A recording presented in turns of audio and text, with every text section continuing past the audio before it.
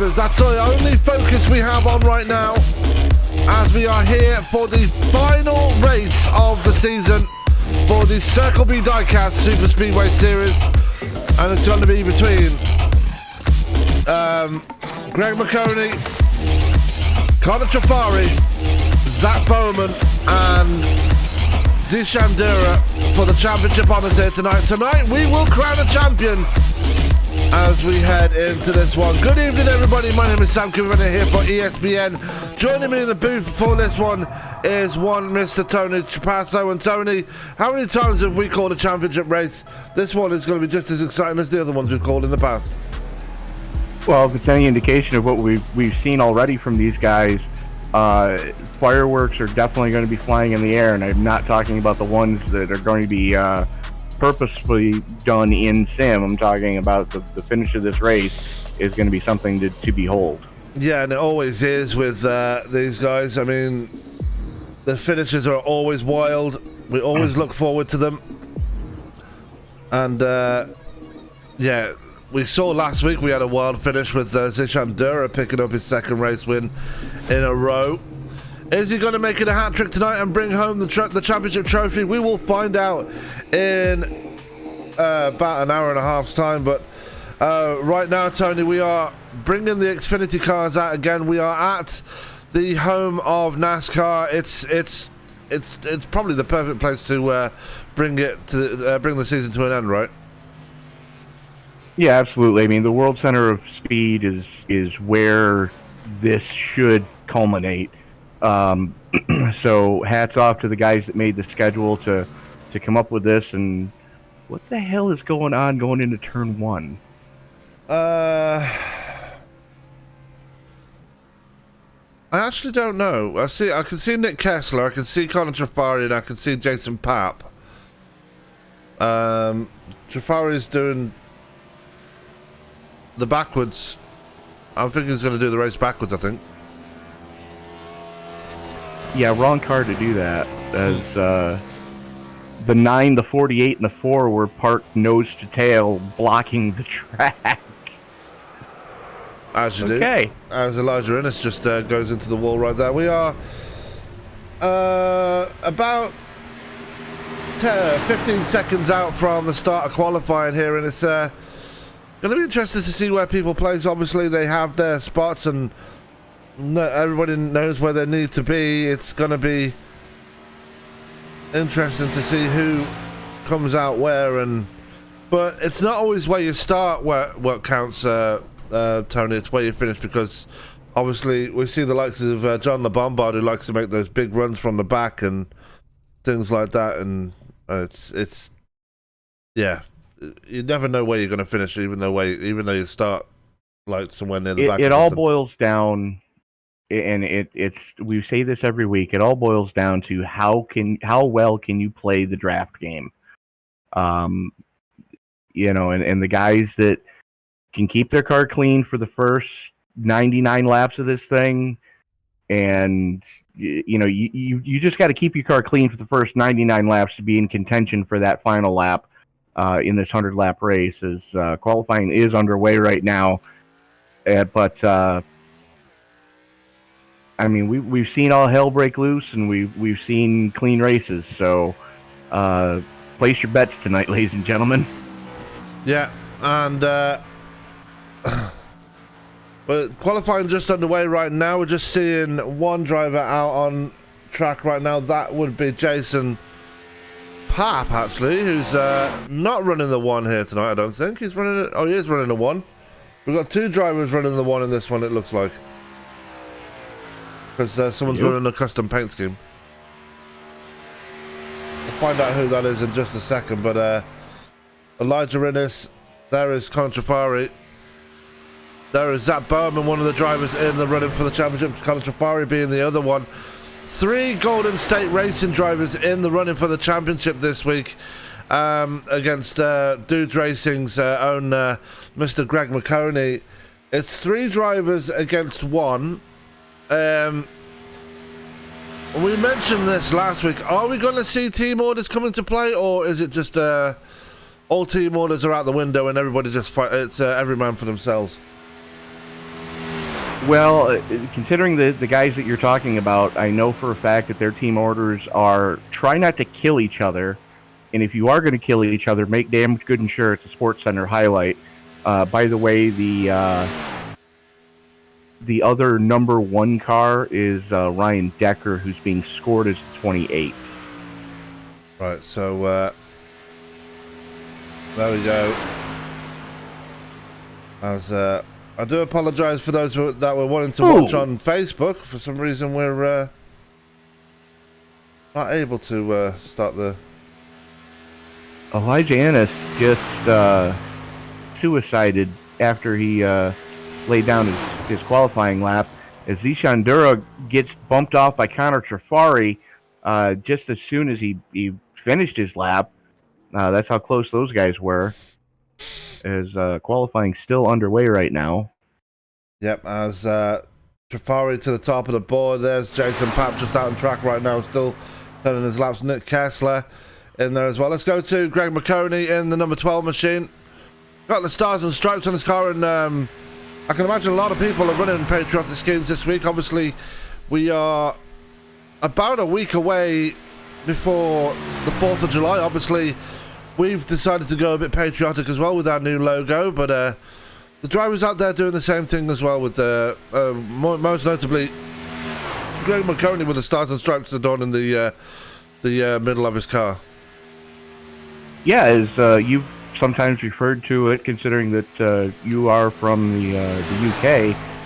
Happy Treason Day. That'll be a week from Sunday. Yeah, thanks for exposing me on that one. Anyway, yeah. Before I get lynched, it's only a joke, by the way. So, yeah. Anyway, and if anybody does want to lynch Sam Cooper Bennett, I would like to point out that he will be joining us over here on this side of the pond this coming October. Yeah, I will. I'll be right there with everybody else for Super Dirt Week. The ESPN will be in very high presence there for that one. So if you want to come along and say hello, then we will be there. I know it's still, we're like, what, 4 months away? So we've still got plenty of time. Something like that, yeah. But yeah, if you want to get in line to punch Sam in the ding ding, those of you who owe him one, be sure to send your request to ESPN Towers, care of Auburn, New York, PO Box OU812. Yeah, and I'm pretty sure a lot of people will be lining up to punch me in the ding ding. But anyway, only one driver that's not taking the time of the championship 4 right now, and that would be Zishan Dura. Actually, he has put a time in.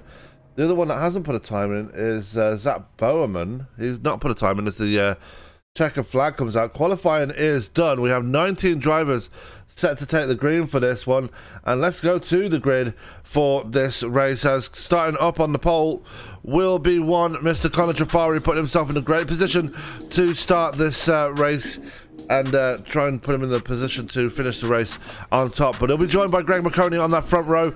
Row 2 will be Zishan Dura and Ryan Decker. Row 3 will be Jason Papp and Nick Kessler. Row 4 will be Elijah Innes and Brian Tarnowski. And row 5, not row 5, will be Shane Newens and Marcus Adams. Newens being the last driver to take a time there, Tony. Michael Anthony and Chris Worrell going to start off in row 6. Shane Posey and Zach Foreman going to roll off in row 7. Row 8 sees Joe Gauthier and Mark McFadden. Ryan Worley and Dustin Longston going to roll off in row 9. And starting shotgun on the field, as he does numerous times and makes those big charges through the field, Mr. John LeBombard. Yep, so we are ready to go racing here at Daytona, and a pretty decently sized fill for this one, so we're going to be expecting a lot of decently sized racing. 100 laps for this one. It's a bit longer than we normally think. It's normally have. It's a full Xfinity sized Daytona race, actually. Actually, they run 125 laps, actually. I think it's a full truck length race. This is a truck length race because we're doing 250 miles here tonight under the lights at Daytona in the Xfinity car, with everything to play for between Trifari, Marconi, Dura, and Borman. Yeah, and if you look at the overlay, you can see the at the top of your screen right there. The guys in the playoff positions are in shaded in gold. The normal drivers are shaded in blue. So, well, in black with the blue numbers. So that's how you can tell them apart. So if you're looking for your favorite driver in the running for this championship, then you can see them at the top of your screen in that particular color. So you won't be able to miss out on much at all. So the field now rolling, and Tony, of the 4 drivers, who's your pick to win this one? Because obviously, one team against another, it's going to be very very interesting to see.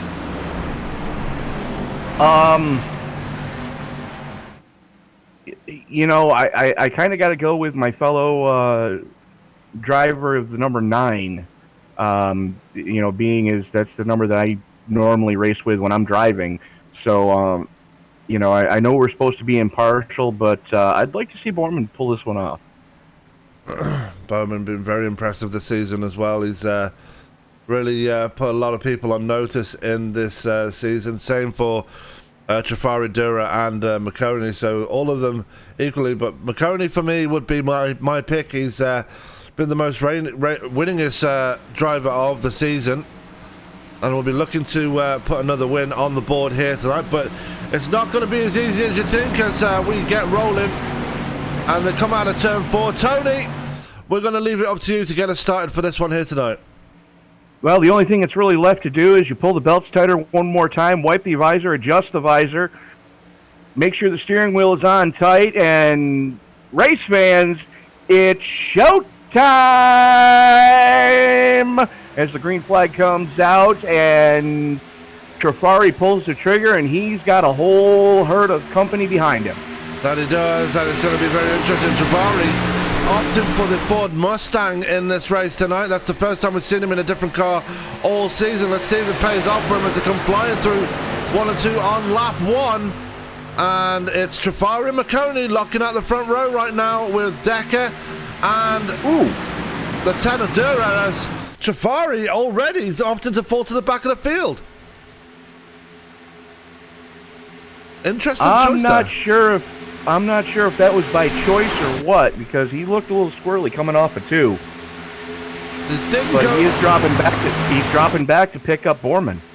Yeah, he didn't drop all the way back. He's gone to the middle of the pack. He's dropped to P9 right now. Greg Marconi will lead them across the line. He will lead the first lap of the night here as they come onto the second lap of the night, and we are heading up into turns 1 and 2. And I've just noticed that Zishan Dura has dropped back as well. He's joining his teammates as well. So it is GSR for the most part working against Greg Marconi. So it's 1 man against 3 at this point. That's exactly what it looks like. As Marconi right now has the one that's being scored as 28 of Ryan Decker right behind him, and they got Jason Papp to their outside. He's working with the 8 of Michael Anthony. So these guys are picking him up, laying him down. And now we've seen Jason Papp prefer that outside lane all season, and sometimes it's worked, sometimes it hasn't worked. It all depends on how much help he's got behind him. But he's got one of the best pushers in the league with Michael Anthony in the 8 pushing on him right now. Yeah, Anthony has proved in the past that he's a great pusher and a great racer all around. So watch for him as this race goes along. We've got Elijah Innes up there in the 68. He's been pretty impressive this season. Brian Tarnowski in the number 66 is up there. Ryan Worley already making up 11 spots, by the way. He started he started in P17. He's already up to P7, so great start there for Worley. Yeah, absolutely. But getting back to Tarnowski's 66, that's actually my favorite sponsor of all time, because I remember you and I both ran a car with that sponsor on it in the past. Yeah, and obviously we can't show it too close, otherwise that would affect our monetization, unfortunately, which is a pretty much an abomination, because it's a very, very well it's very good organization that raises awareness towards cancer, and at the end of the day, if people take offense to it, then that's on them. Unfortunately, we can't show it on camera because even though it's a good charity organization, YouTube take a dislike into things like that. It's a legitimate fundraising organization for cancer research. So, everybody that's watching right now, go ahead and hashtag that sponsor name in the chat. That hashtag FCancer. As we are now on lap 5 of 100, we're looking at Dustin Logston right now, just in an island all by himself. He's behind Shane Newens, and ahead is Isham Dera right now, but not really under threat by anybody right now. As here comes Jason Papp now looking to the outside of his teammate, and here comes Michael Anthony making a lane all to himself on the high side. Anthony had to duck out of line because he was pushing Papp, or he got such a great run on Papp that if he didn't duck out of line, he was going to run Papp over and possibly turn him. So discretion be to the better part of valor for the driver of the number 8 if he's going to drop the tail end of that outside lane. But don't look now, but here comes the cavalry. He's got some help coming on that outside line. That he does, as Dustin Logston right there trying to catch up, but at the moment it's still Jason Papp and Elijah Innes leading that outside line, as Anthony did duck back in behind them, and McConey's still holding on at the bottom of the track right there in the lead. Greg McConey is in second. Actually, Elijah Innes is scored in second place, as there goes Jason Papp moving to the lead, dropping down to pick up his teammate on the inside lane. Now, we've seen Papp and Marconi work very well together in the past, so I would expect nothing different between the two of them. A lot of communication going on between those two guys, knowing what the other one needs, knowing where the other one needs to go. So, these two guys have been running together for a long time, and there's a lot of trust between the two of them. Absolutely. It looks like the outside line's starting to falter slightly, as Innes and Anthony not really getting the run they wanted. They get it now, but not by much, as they're not really going to have the help up there to push their way to the lead. Meanwhile, take another look at the GSR drivers. Dura, Trifari and Bowman, they're just happy sitting where they are. Nick Kessler with them as well, who's the fourth driver with Golden State Racing. That team currently working together right now and working as one singular unit, just running that bottom line at the moment. Yeah, absolutely. It's 10th through 13th for that entire team, with Dura, Trifari, Bowman, and Kessler nose to tail right now. Just riding, just trying to turn some laps, trying to keep those cars clean until it becomes go time. Look for them to start making some moves, probably, I'd say 10 to go or less. A bit further back than that, we've got Chris Worrell, who's now decided to make his way forward. He's right behind the 67 of Joe Gauthier. Behind that is Marcus Adams, who's running the bright green and black Bulls Guarana machine, and very interesting paint colour combination for them. But at the moment, it's Jason Papp still leading this one. And how good would it be for Papp to win this race? Obviously, we've only just gone past, we're only just started lap 9, still a long way to go, but Papp has been hungry for a win for the longest time. Would be great to see him on the top step of the podium here tonight. And I'm thinking what they're probably hoping for is Jason Papp to win the battle and Greg Marconi to win the war tonight, as the war is on between those two teams, with Papp and Marconi working together, and then you've got the boys back in 10th place working together with Dura, Trifari, and Borman running nose to tail right now, as these guys are still, slugging it out right now, as everybody's starting to get single file. That second lane is not really doing what they need it to do, as right now this is one of those weird times in Daytona, as it's only 64 degree ambient air temperature, 67 degree track temperature, and only a 2 mile an hour headwind out of the north, which means they're getting a little bit of a push down the back straightaway. Absolutely, that was the weather just on the side of the screen for you right there, as We continue on, and Ryan Worley being caught in the sucker hole right there. He's had to go to the back. That was a scary incident for the 0-0. What is it you always say? 3 wide, you're the meat. That's not where you want to be at Daytona. Yeah, absolutely. That is the most terrifying thing you can hear your spotter say. Is 3 wide, you're the meat, and what that means is you're the meat in the sandwich. Especially at a place like Daytona, where it's difficult enough to go 2 wide. This track really is not made for 3 wide racing, unlike its sister track Talladega, where you can run 3 wide all night long and not worry about dying quite as much as you can here at Daytona.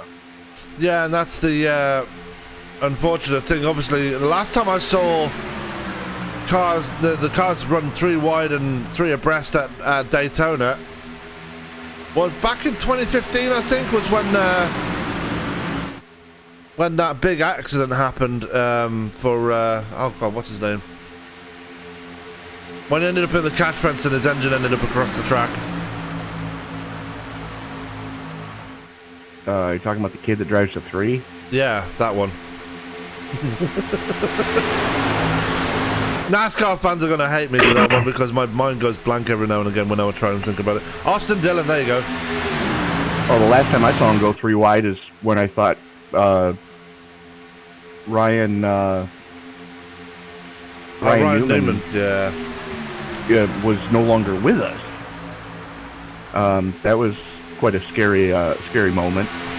But meanwhile, right now, another thing that's not such a scary moment, Michael Anthony starting to make some headway with his Balls teammate pushing the hell out of him from behind. That's Chris Worley pushing on Anthony right now in that second lane, and they've got a little bit of help behind them. So 3 cars looking to team up right now and try to make some headway on Jason Papp as Papp continues to show the way over teammate Greg Marconi as Ryan Decker in the ace sitting behind him. Yeah, and that's Ryan. That's Michael Anthony, Chris Worrell, and Ryan Worley's joined the back of that outside line as well. He's trying to get up with his Dudes Racing teammates, Greg McConey and Jason Papp, so making a 3-car effort at the front. Meanwhile, the GSR drivers, these guys need to be careful if they're going to be sitting back as far as they are. If we go to green flag pit stops here, Tony, they could find themselves really on the back foot if they do not make any progress at this point. Well, the thing is they know that they've got each other to work with, provided somebody doesn't get popped for pit road speeding violation. So that's the good news is they've got each other to work with. But yeah, you're right. If this does stay green for an extended period of time, they're going to be in danger of losing the draft. As Anthony drops down in front of Papp, that was a big move going into 3 and hangs his teammate in Worrell out to dry. But thankfully Worrell still has Worley right there, and that's not going to get confusing as well. Worrell, Worley, try and say that 10 times when you're drunk. Anyway, Gauthier... I just fell apart, sir. You'll have to discuss that with management. As Gauthier has joined that outside line as well, followed by Logston. And I believe that's Shane Posey on the back of that as well. And I believe that's a Mountain Dew paint scheme he's running. I can't really tell. No, it's not. It's just Shane Posey. Mountain Dew colours anyway. No, he's running something different. Never mind. That's just ignore me. As Jason Papp now back to the point now after somehow getting around Michael Anthony. He just jumped in front of Chris Worrell and then used that draft and got back in front again. Here comes Anthony again. Big push on the outside, almost taking out his teammate right there. Yeah, Anthony hungry to lead a lap, and not that it really matters too much right now. Just got that thing set on kill right now. As you're right, he did almost take out Worrell coming into the trioval. So the guy that is notorious for being a good pusher, not wanting to push right now, as Papp jumps out to the outside lane in front of Worrell, gets the shove going into 3, gets the clear, and doesn't drop down. Yeah, he's that's a very unusual tactic there for Jason Papp as they come down out of turn 4 towards the start-finish line, as Anthony will get scored as the leader this time around. And yeah, Papp was trying to do a carbon copy of what he did before, just jumping to the outside line in front of Worrell and jumping back down to the lead, but left it a bit too late there going through the corner. He did have the space to come down, but just didn't, as we've seen everybody starting to bunch up again ever so slightly. If you're about as far back as probably Shane Posey and Zach Bowman, then everybody else is pretty much spread out behind them, so everybody's still very close together. Nobody really falling off the back and losing the draft, so this is pretty good as far as racing is concerned right now.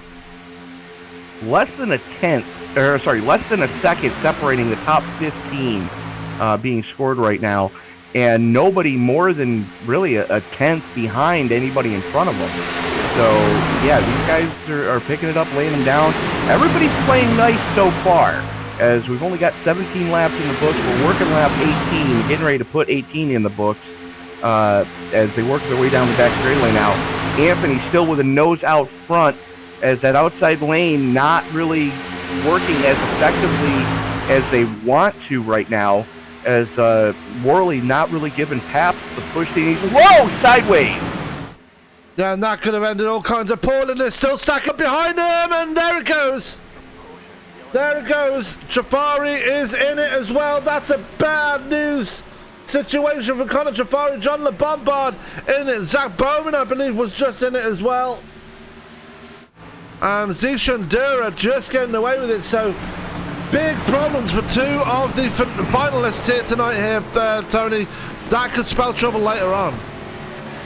Well, that started in the middle of 3 and 4 when Marconi caught the apron.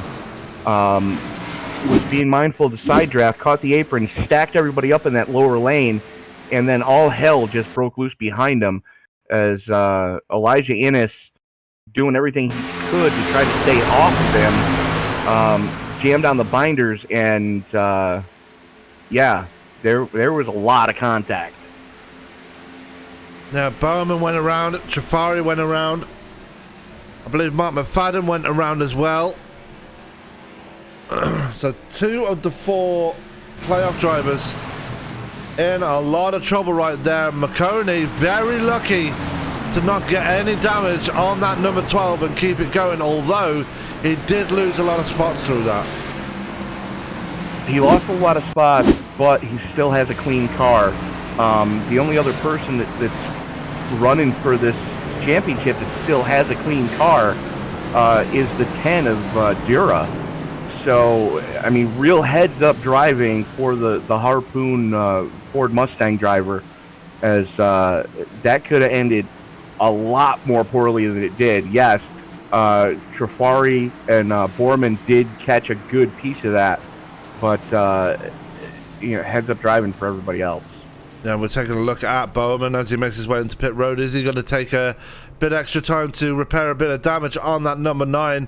The 48 of Jafari going to be up there. He's in the first pit stall as well, so that won't help him, because he had to make that whole trip down to the other end of pit road, as McConey is out of pit road. Bowman still in his pit stall, as is Jafari, so they are repairing damage as things stand right now. They kind of have to at this point. You got to try to pit farm that car as much as possible to try to get as much damage repaired as possible, so that if you get the opportunity to try to lead one of the lines, you're not gonna be the choke point, if you will.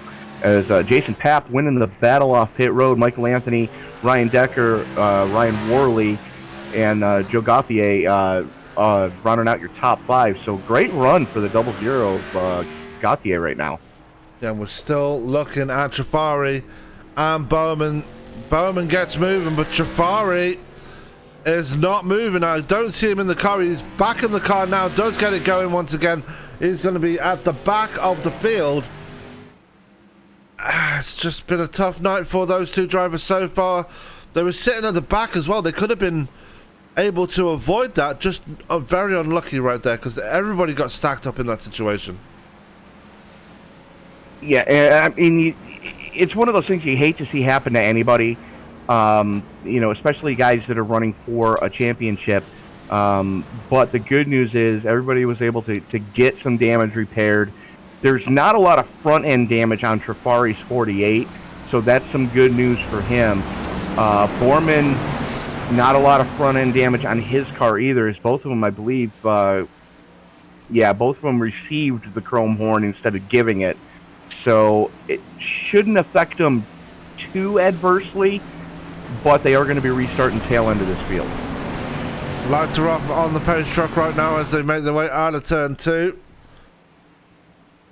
And it's good. I still say this now. It's still good to see the pace truck out on an asphalt track. We were crying out for ages for them to let that happen when it first came out on dirt. So I'm still very happy that they actually managed to do that in the end. Yeah, absolutely. But Sam, can you answer a question for me? Yes. What is the new pace car supposed to be? It's a sedan. It's not based off any car in particular. It's just a generic model made car made by iRacing themselves. So it's not based off anything. It's just one that iRacing made themselves and decided to use as a pace car. This turned into a race car. Maybe. I mean, they have a fictional track. Why not make a fictional car? Absolutely. As the field works its way out of turn number 4, the pace truck going to ready to make that hard left turn onto pit road. Is Jason Papp going to have the button? He's going to be restarting next to Ryan Decker. Green flag is out, and we are back underway as Papp rolls into the trigger. Decker with a nose out front, though, and absolutely score that lap to Ryan Decker as the green flag came out. Oh, wow. So Decker given the lead. It might come back to bite him, though, because he's got 3 dudes, teammates right around him. He's surrounded at the moment. He's got Papp and Worley to his inside. He's got McConey to his outside, as already Trifari and Bowman, despite the damage on their cars, starting to make some headway. They're already in the mid-pack right now. Yeah, absolutely. And the damage that's on those cars, it's kind of negligible, as there is a little bit of a crinkle in Greg Marconi's back bumper. So he did get a touch during that melee, but not a lot of damage to the back bumper, as Marconi trying to get down to that inside lane. Absolutely. And he gets down there, so that's good for him, because that actually, barring Nick Kessler, that gets him with his teammates right there, and Nick Kessler's actually going to opt for the outside line, so all 3 dudes racing cars are down there together now, and that's good look for at the outside lane as you got Kessler and Dura going to the outside. Yes, and that is GSR starting to move their way forward as well, so it's 2 teams against each other again. Dudes Racing versus Green... well, I will get it. GSR, we're just going to go with GSR. There you go. As they come out of out of the tribal in towards turn 1, we gave that lap to Jason Papp on the line, but Kessler and Dura right there as well on that outside line. A much stronger outside line this time round as well. Yeah, absolutely. As they've got, it looks like Borman already back up into the top 10. So starting to make some headway there, as Kessler with the nose out front. Dura not got the clear yet. Here comes the inside lane again. Jason Papp getting a great shove from Worley. Wow. Playing 2 halves against the middle there right at that point, as Kessler does get scored as the leader across the line. That push from Dura really working out right there at that particular moment. We're on lap 25 of 100 at the line. We will be at 1/4 distance, so we're going through this race pretty quickly, even though we've already had 1 caution here tonight. Still everybody close up as Worley and McConey going to go to the apron. They get shuffled out right there. Yeah, that was one of those deals where it just had to chase it down the track. Bump draft gone wrong, as that has let Dura get free. Dura now leading the points standings. That he is, as right behind him is Zach Bowman and Connor Trafari and Golden State Racing. They are in 1, 2, and 3 now as things stand in the championship. It's going to be changing very quickly as the night goes on, but it's Kessler leading the race overall though, with Pap in second place. Then you've got Zishan Dura, Zach Bowman and Ryan Decker rounding out your top 5 in that. Oreo's number 1 on the outside. He's actually scored as the number 28 on my timing and scoring. He's actually running a custom number. We see Elijah Innes trying to make a lane for himself right there. And this is why we don't let the tech officials drink during tech. That's exactly right. As Brian Tarnowski still up there as well, not doing too bad for himself in the F-Cancer number 66. Elijah Innes just does fall back in line once again as the Bulls racing cars, they are slowly working their way forward as well. Chris Morrell and Michael Anthony working that outside line as well. Yeah, absolutely, but unfortunately for them, the only thing they're going to be able to do is try to win the battle in those two Toyota Supras, as right now they're not playing for points, they're just playing for bragging rights coming out of the final race of the season. And look at the push that Ryan Decker has given Jason Papp right now. He nearly had it done right there, but it ran out of straight line, he ran out of super stretch as the corner came into play as they come through turns 3 and 4. We are past 1/4 distance in this one, and Kessler getting a bit squirrely coming out of turn 4 right there. Yeah, absolutely. That was a big moment for Kessler, and give that lap to Pap again on the outside lane. Huge help right now from the Balls cars looking to make it 3 wide. Not sure this is the right time to be doing this, but those guys are looking to move, and we know that Michael Anthony has not wanted to play second fiddle to anybody all night, as right now he's shoving the daylights out of his teammate Chris Worley in the 6th. Shane Posey up there as well. It looks like Pap and Decker are threatening to be caught in the sucker hole, but they're not giving this up easily. It looks like the Bulls racing cars are going to have to fall back right now because they're not exactly got the most help in that third lane, and they want to be careful. They are very close to that wall coming through the corners as well. One wrong move and it's all over for both of them. Yeah, absolutely. That's where you've got to trust everyone around you when you try to go 3 wide, especially at the tight confines of Daytona. And this track is what you're seeing right now, ladies and gentlemen, with these guys going 3 wide. It's a lot more difficult than it looks. And they're doing this at 192 miles an hour on and off into turn number 3. Yeah. This is like rush hour traffic on a 3-lane highway. Absolutely, as they come through the trial once again to begin lap 30 of 100. And again, those Bulls racing cars still anchored on that outside line. But it's the middle lane that's actually starting to get traction here as Pap gets a nose out in front, being pushed by Posey and Decker. And Kessler being left all on his own right there. Dura's dropped back slightly. That's going to give the advantage to Jason Pap now on that outside line. Pap, Posey and Decker all going to push their way to the front right now. And I think that was a calculated move by the GSR team as you saw Dura back off a little bit to give Kessler a little bit of room to back out so that they weren't 3 wide. Because you can go 3 wide for a short amount of time here, and then all hell will break loose if you're not careful. And apparently Dura saw something that he didn't like and told his teammates, hey, let them have at it. It's still a lot of racing left to go. And if you look right now, Greg Marconi mired back in 17th. And that was because he dropped back with Ryan Worley about 5 laps ago. They're on that outside line, though. They're trying to make a bit of headway. They're trying to get around Mark McFadden. And I believe that is Shane Newens they're trying to get around as well. As Newens is running that iRacing paint scheme that was... The iRacing specifically said was not to be copied. So We won't say anything if you don't, Shane. That's all I'm going to say.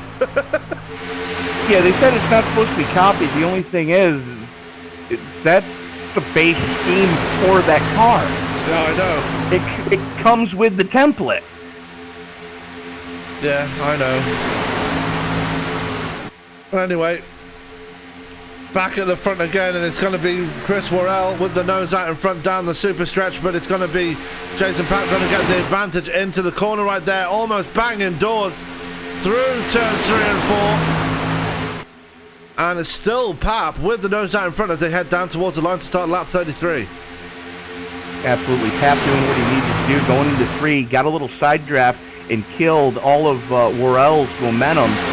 Give the lap to Papp by 6/1000ths of a second as Worrell gets a shove from his teammate going through 1 and 2, still nose to tail as the short way around seems to be the effective way right now.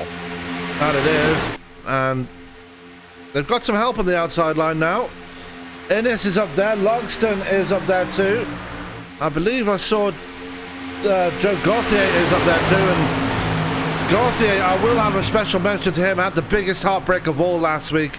He was in the running to make it into that Final Four. He was very well placed to make his way into that Final Four, but it was a connection issue that dropped him out and put him out, unfortunately, and that in itself is going to be heartbreaking all by itself. Yeah, absolutely. And speaking of connection issues, you just saw the 68 of Elijah Innes have the blinkies going through 3 and 4, completely disappeared there for a moment as he's having to deal with a 4-digit ping right now.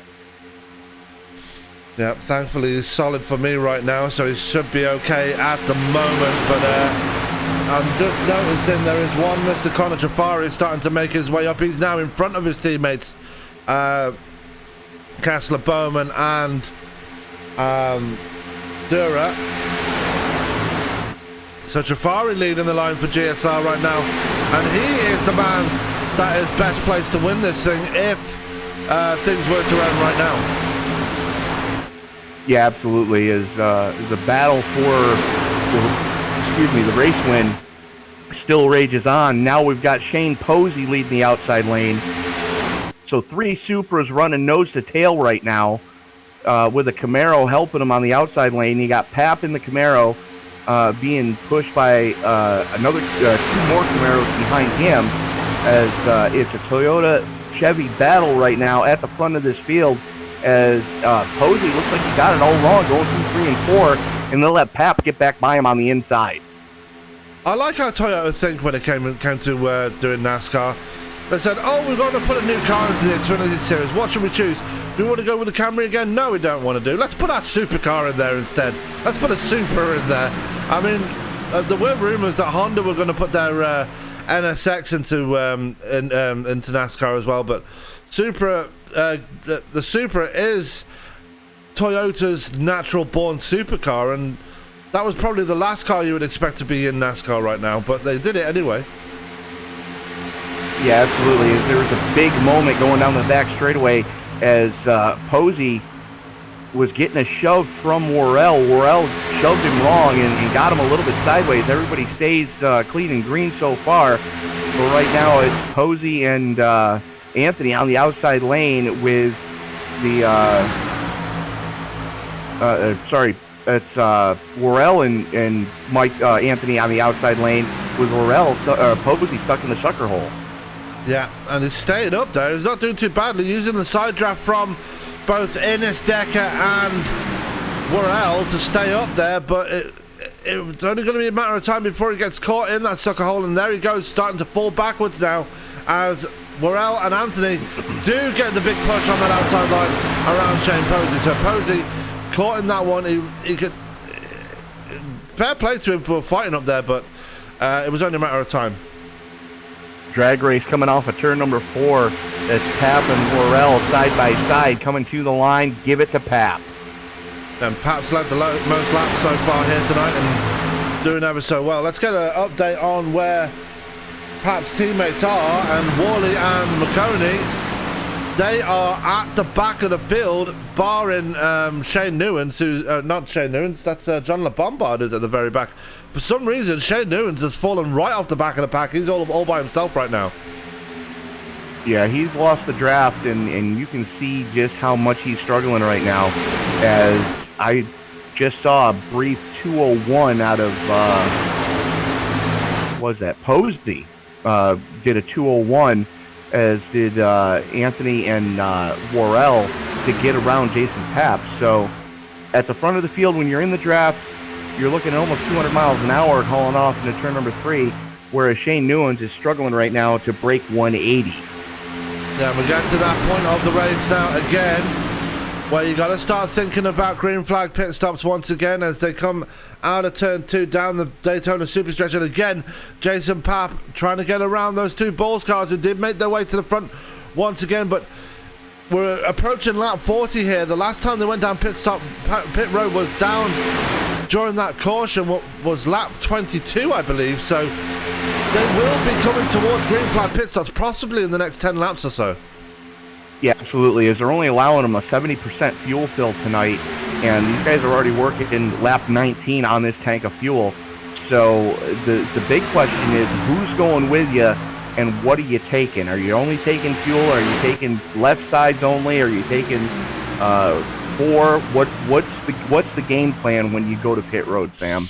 Well, obviously the teams are going to work together. Oh, is that Chris Worrell trying to put a block on Jason Papp right there? That was very scary.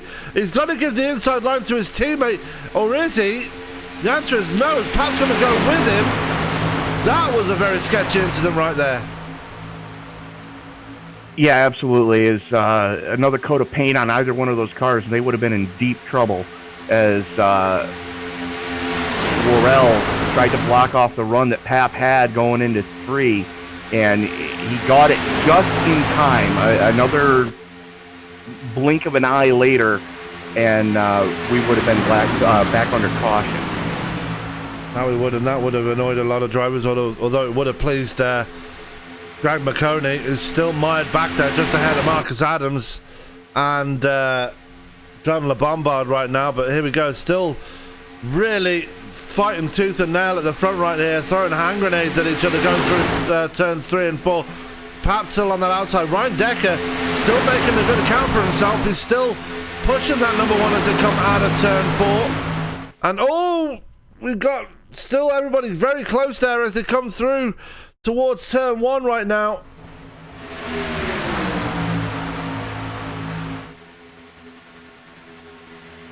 And we should... That had disaster written all over it as they were coming into the trioval. They did, as...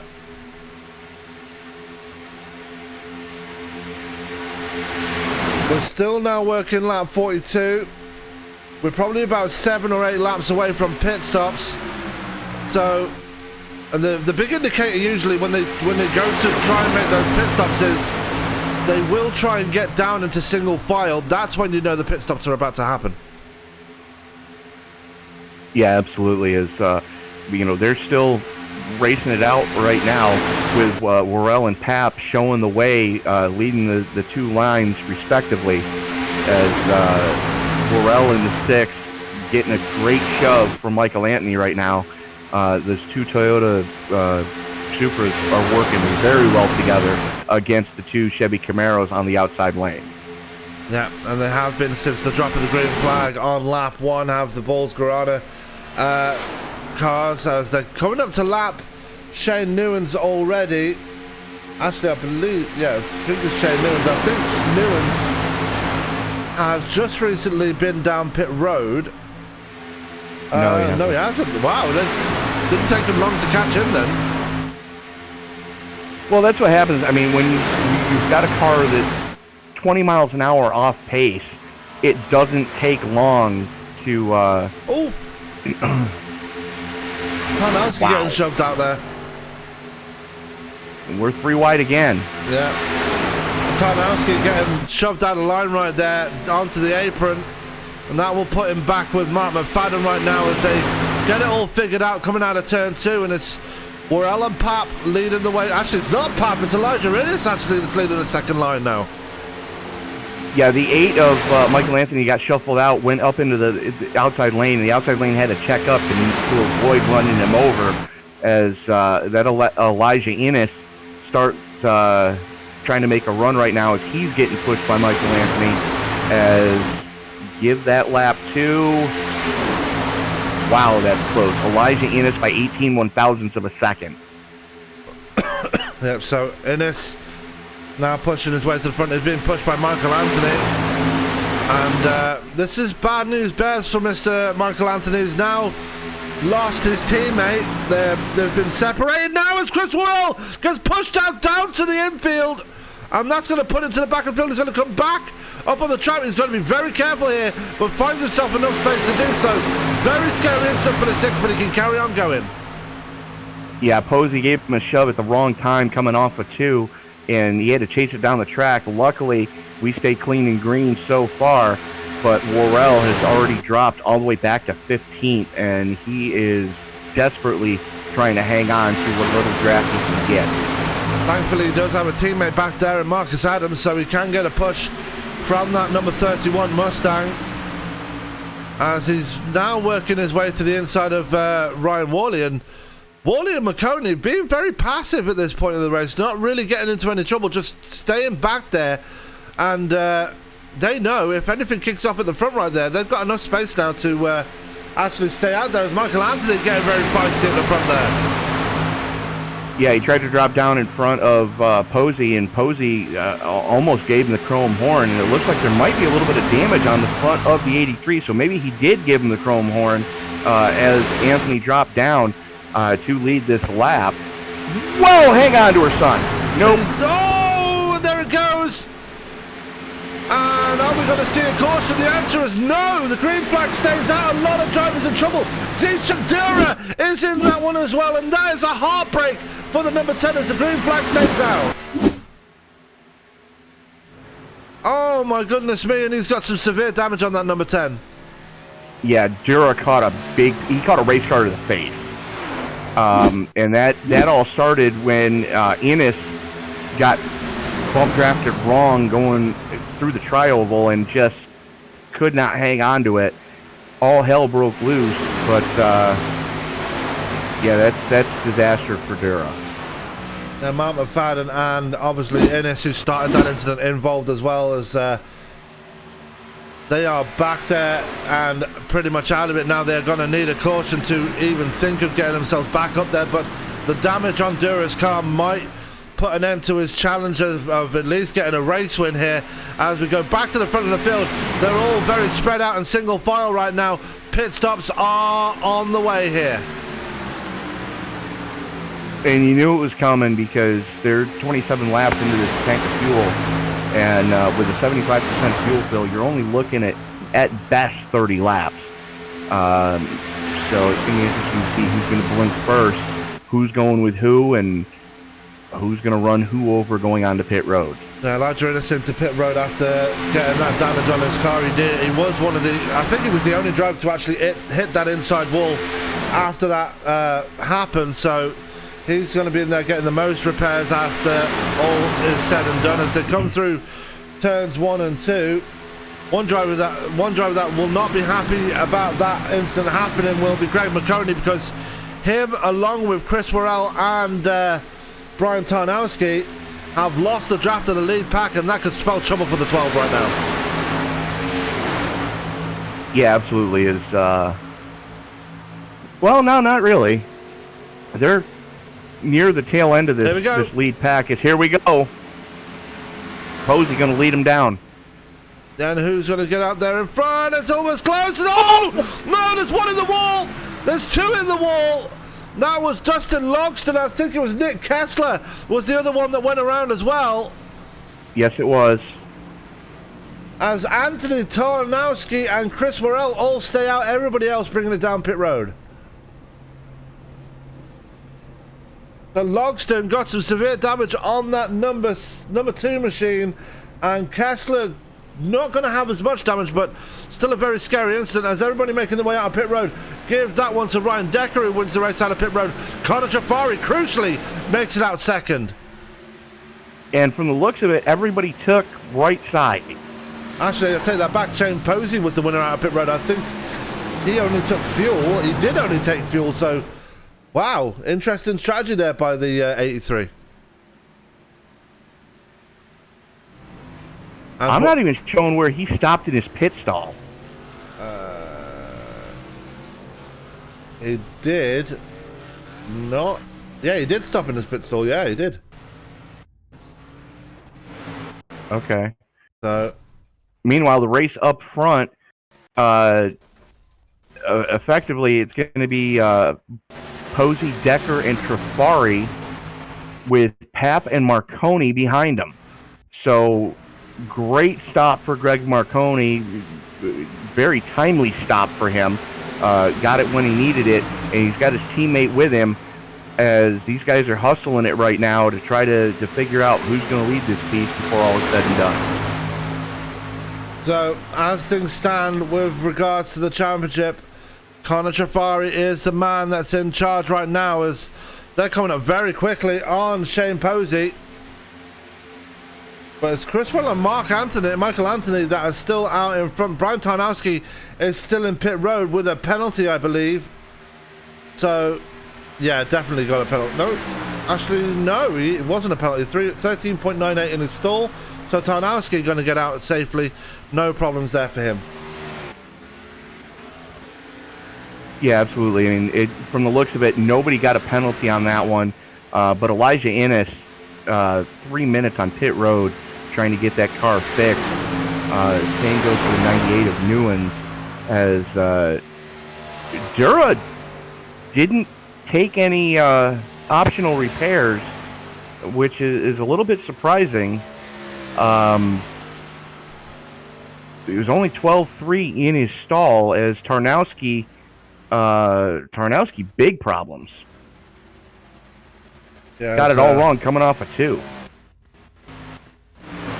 Yeah, so with the pit stops out of the way, we are just past halfway in this race. We are going to take a quick commercial break as we are starting lap 53 now. So with that out of the way, we are on the run to end this championship. And who is going to come out on top in this one? At the moment, it belongs to Connor Trafari, but still a long way to go. We'll be right back with the rest of the race in action. Do not go anywhere.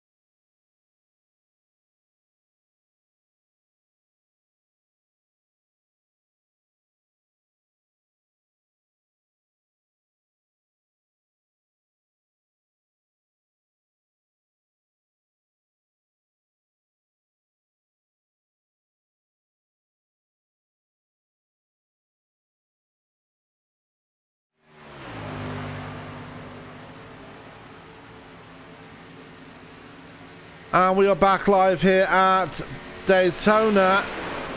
And big things have happened while we were away.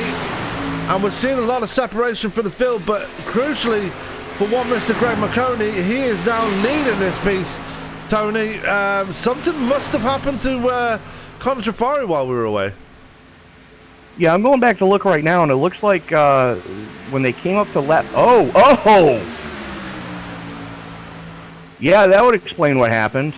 On lap 55, the field was coming up to lap Zichandura, and all hell broke loose. Jason Papp got big into it. Let me back this up just a little bit to see what exactly happened.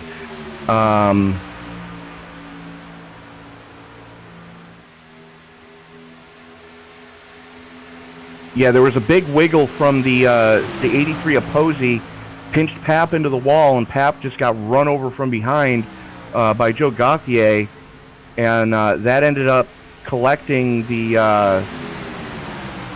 Oreo number 1, and Trafari taking evasive action is just, oh my God. I'm surprised there wasn't a caution there. That's the second time we've seen a no caution, so something's not going people's way as it looks like Greg McConey moving his way to the lead here. Big push there from the man that's currently in control of this championship run, Zach Bowman, currently sitting second as things stand right now. Well, Borman on the inside lane is Marconi getting a big shove on that outside lane from Gauthier. And we know Gauthier knows how to run these restrictor plate tracks. He just barely missed out on being in the Final Four. Is now Borman working with the two Toyotas on the inside lane, putting that Ford up into the lead of the championship. Yeah, Bowman now finds himself in control as they come up on Shane Posey to put a lap on him. And Posey could have been so much better for him in this race, but unfortunately some incidents there put him on the back foot going into this part of the race, and we'll be looking at this one with a lot of resentment, I'm pretty sure. Yeah, absolutely. Is like I said, on lap 55, they were coming around to lap Jura, and unfortunately, he just lost the handle on it. Got into Papp, and I'm surprised Gauthier doesn't have much more damage than he does, as he really laid the chrome horn into Papp, as Papp was trying to collect the number 1 back under himself. So as things stand right now, we have a 5-car breakaway at the front of this field. Shane Posey obviously a lap down now, but Conor Trafari over 7 seconds back, and he's got Ryan Worley, Marcus Adams and Zichandura with him, with Dura obviously a lap down right there. Brian Tarnowski is running with John LeBombard right now. Ryan Decker is running with Nick Kessler and Shane Newens, who's multiple laps down right now. Yeah, and Trafari trying to lead that second group, and it's not working right now, as they're falling further and further behind. It's 13.5 seconds from Joe Gauthier in 5th back to Conor Trafari in 6th. Yeah, which is unfortunate for Trafari. Had such a good run going. The only thing that's going to save him now is it's going to have to be a caution, isn't it? He's going to have to try and hope for a caution here to try and get himself back in the running. But as things stand right now, it's between Bowman and McConey at the front of this field. Those two, the only two drivers in the running for the championship. But at the moment, this race being absolutely dominated by the two Bulls Corrales cars of Michael Anthony and Chris Worrell. Yeah, those guys are driving in anger right now. It's the fact that they weren't able to get one of their team into the final round of the playoffs. As we're playing for it all tonight, but worst case scenario, they're hoping for at least bragging rights to win the battle if they can't win the war. Absolutely. At the moment, it's Michael Anthony leading the way, followed by Chris Farrell. Then you've got Zach Bowman in third and Greg McConey in fourth. Joe Gauthier is right there in P5. As we're going to take a look back at Conor Trafari, and 15 seconds back now is not enjoying himself right there, and we've only got 12 left on the lead lap as well out of the 19 that started. So, and we still have, I believe, we still have 17 running. So it's becoming a race of attrition. Well, not a race of attrition, but not a lot of people staying on the lead lap at this point. No, you're right. It's turned into a race of attrition as, guys are getting into dumpster fires that they're not working out for them. But taking a look at Zach Borman's car, the University of Massachusetts sponsorship on that Ford Mustang, I remember back when I was in high school, I had a UMass hat, and the big thing at the time was to remove the M stitching from the patch that was on the hat. Yeah. I'll let you figure out what it said. I'm not gonna. It was a 90s thing.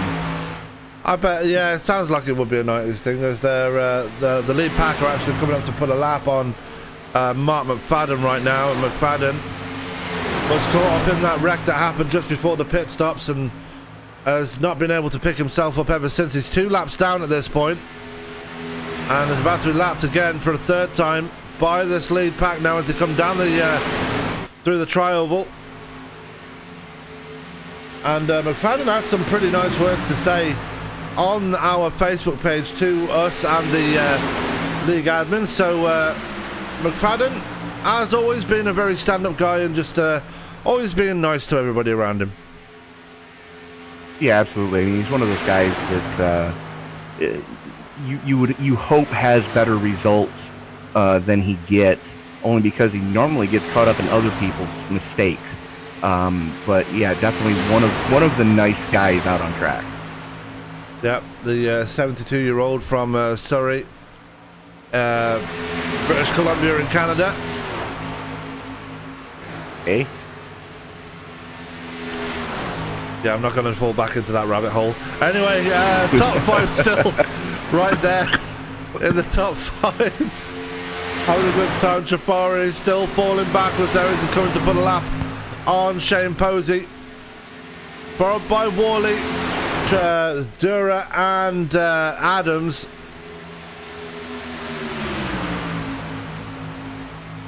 As Dura has got around Posey on the lap, on track actually. That was for position between Dura and Posey. Dura actually only 1 lap down. I thought it was more than that, but never mind. He can get that back if there's a caution. He just needs to put himself in the lucky dog spot, in which he's in now. So we have a battle for the lucky dog spot in process as well right now. Yeah, absolutely. But there is a lot of damage on the 10 of Dura, so something to be mindful of is he's not had the night that he was hoping for, as there is a gaggle of lap cars that getting ready to go a lap down. Looks like one of them might be Jason Papp. Yeah, and the other 2 are Brian Tarnowski and John LeBombard, and there go the leaders around Papp, and Papp just not going to get in anybody's way at this point. Obviously, he knows there's a championship battle going on in that pack, so needs to be very wary, and discretion being the better part of valor in this one. But Tarnowski and LeBombard are battling in front of them, and that could spell trouble for the leaders. It could, but they're both doing the right thing and staying to the high side, giving the leaders the preferred lane to the inside as this battle rages on right now between Borman and Marconi, sitting 3rd and 4th respectively in this line, and that is your battle for the championship between the 9 and the 12. So Marconi trying to run smart right now, giving a little bit of room to the 9 of Borman. Joe Gauthier just sitting right there, kind of riding right now, as these guys are 20 laps into this tank of fuel, and it's not going to be too much longer before we're going to see another set of green flag pit stops, Sam. No, it won't be long as we saw McConey get a big push out of turn 4 there. That put him up high up the track and might have been trying to get some air to the engine. Obviously, they've been sitting lockstep with each other for such a long time. The heat in that engine will be almost through the roof. So he's back in line again, and with less than 30 laps to go now and a pit stop yet to come, still lots to play for between these guys, and still, like I said, Trafari and Co behind them going to be absolutely praying for a caution at this point. Yeah, I'm riding on board with the GoPro that we were able to get on Greg Marconi's helmet before we went. Oh my God.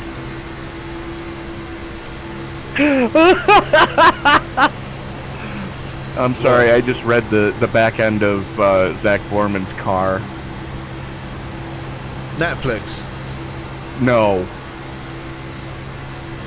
I can't see it. My eyesight isn't that good. He's got some damage on the back of his car as well, so. He does, but in between the taillights, it reads generally what people from this area refer to drivers from Massachusetts as, and that's all I'm going to say on that one. Unless you want to go to the GoPro that I was able to get on Marconi's helmet, you can see for yourself. Well, let's go with McConey. Let's go onto his roll bar. I'm pretty sure that's where it is, where we can see it better. No, maybe the nose. Yeah. Yeah. Okay, very interesting. Lap 74 of 100. We are coming to the final stage of this championship right now. It's not been a bad race. We've only had one caution all night, but a lot of incidents that have taken place here have knocked a lot of drivers off their pedestal, most notably Zeshandura and Connor Trafari. So that's why we are in the situation we're in right now. And with, like I said, with one pit stop and less than, 26 laps left to go, it's still all to play for here. Yeah, absolutely. As the field quickly approaching the tail end of the cars that are on the lead lap, we only currently have 10, with Nick Kessler and Ryan Decker being the last two being scored on the lead lap currently. They're fast approaching the point where they're going to be going a lap down, as Connor Trafari is a half a track behind this battle for the lead with Michael Anthony, Chris Worrell, Zach Borman, Greg Marconi, and Joe Gauthier. That's your top five, as they are just picking them up and laying them down right now, as we're getting ready to put 75 laps in the books. Yeah, wow, these guys are hauling the mail. 25 laps to go in this championship, and it's been a long one for most of these guys. It's been a very contentious one for a lot of them, but it's going to come to another classic end here tonight, and we are hopefully going to be seeing a lot of battles here. So here comes Zach Bowman taking a little peek to the outs on those Balls Energy cars. This is where things are going to start getting a bit heated up right now in these this final 25 laps.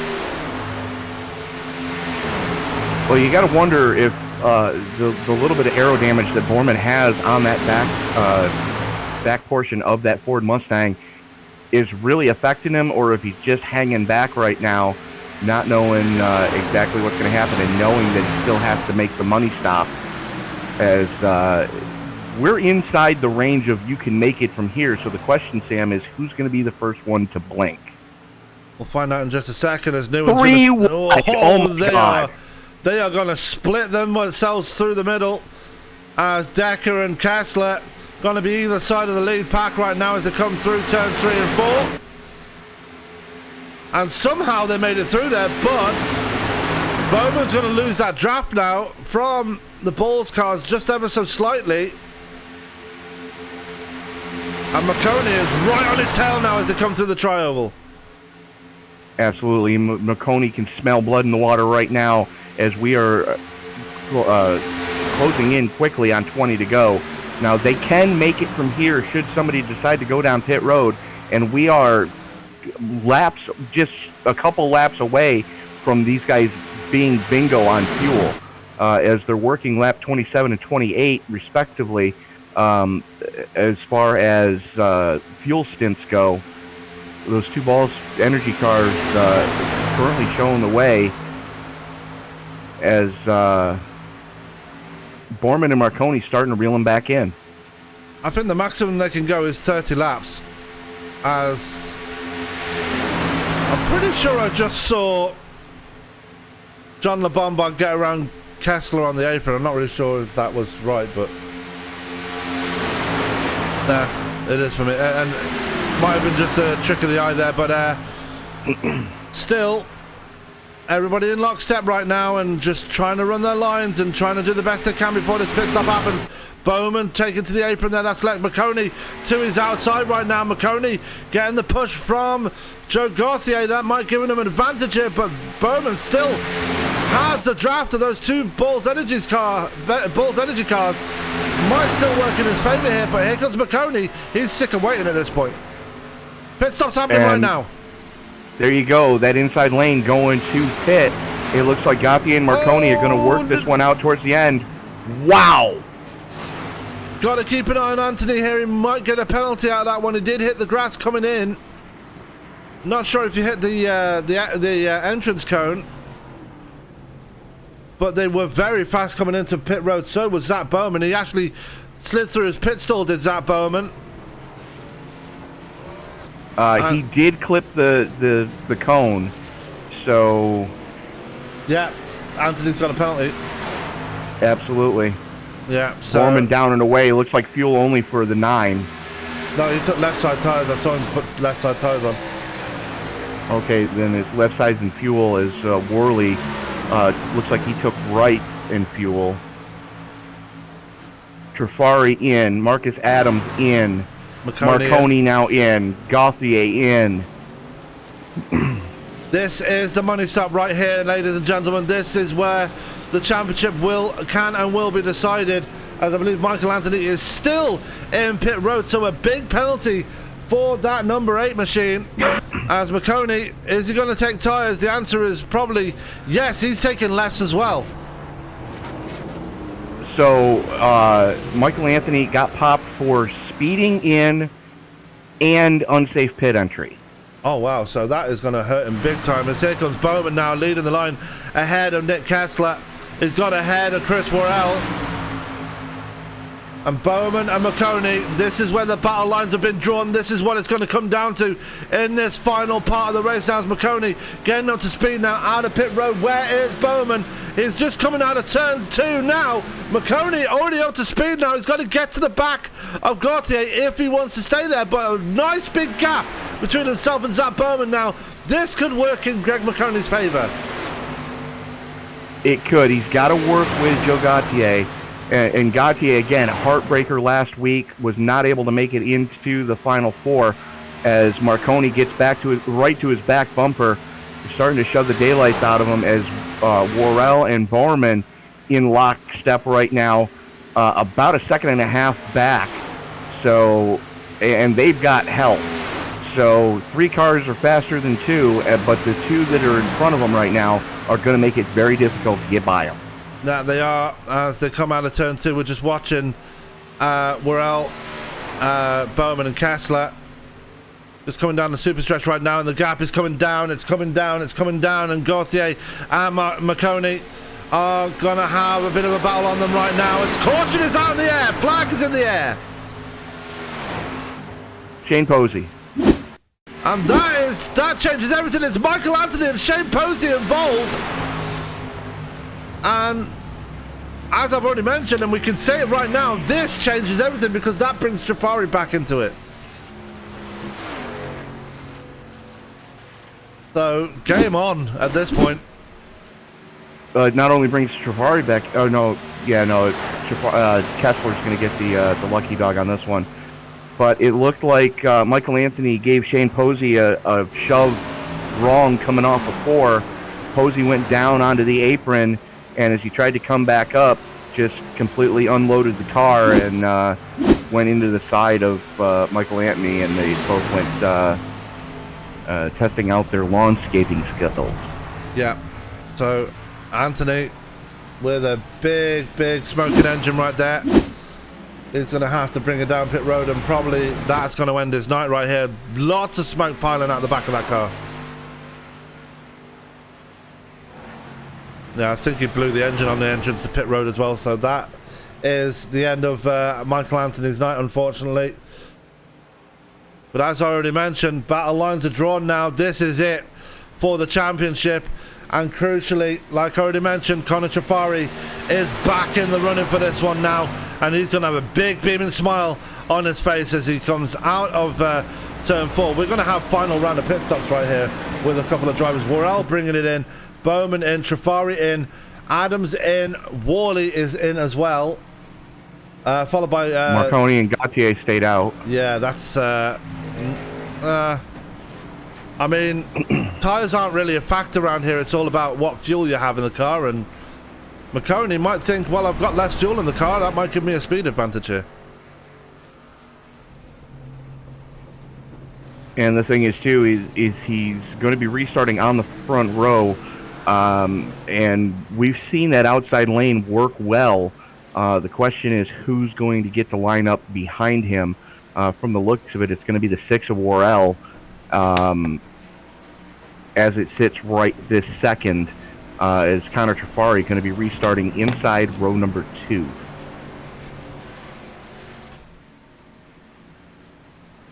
So if I was Greg McConey, I would be asking possibly Joe Gauthier to start on the outside line, just so McConey can cover off Trafari and Bowman, because both of them are going to be starting on that inside line once we go back to green. So if I was that man in the 12, I'd be asking the man in the 67, please take the outside line on the restart. Well, the good news is they're both on the same team. They're both running for Dudes Racing tonight, as they're in the same chat with each other. And I mean, team orders could come into play here, but you know as well as I do, Marconi's the type of guy that if he can't win it on his own merit, he doesn't want to win it. Yeah. So 17 laps remaining. It looks like Gauthier might be opting for that outside line. So looks like McConey's going to get his wish here. Lights are off on the pace car, and for some reason Shane Newens is still up there. And Mark McFadden. Yeah, that's strange. I think they are going to fall to the back now, as Worrell's going to take his line on the outside line, and Trafari's going to line up behind him, and they're getting it all figured out right now. They might have to put the lights back on the pace truck, because Newens and McFadden aren't exactly falling back here right now.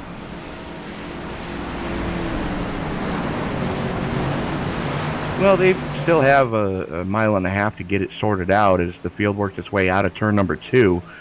McFadden is dropping back. It's just the question is, how far back are they going to make him drop, as he is one of the lap cars, and currently we're only showing 8 cars on the lead lap. So your first 4 rows are your lead lap cars. Everybody behind them a lap down or more. As Kessler was able to get back on the lead lap in the 4, but he's going to be starting shotgun on the field. So everybody behind Ryan Worley a lap down or more. And you are correct, Joe Gauthier going to be restarting on that outside lane to give his teammate Greg Marconi the inside lane to try to cover off both Trafari and Borman. So this is going to get interesting as we're going to be restarting with 15 laps to go, Sam. That we are, as they come through turns 3 and 4, and we're ready to go racing once again. It's 3 men left in the hunt, 15 laps left to go. The pace truck will make the left turn on towards pit road, and we are ready to go racing once again. Gauthier going to lead them down to the green flag, as green flag is in the air. Great restart for Gauthier, good restart for Worrell, but it's the most important battle on the inside line. McConey going to hold off Trafari as they scream off towards turn 1.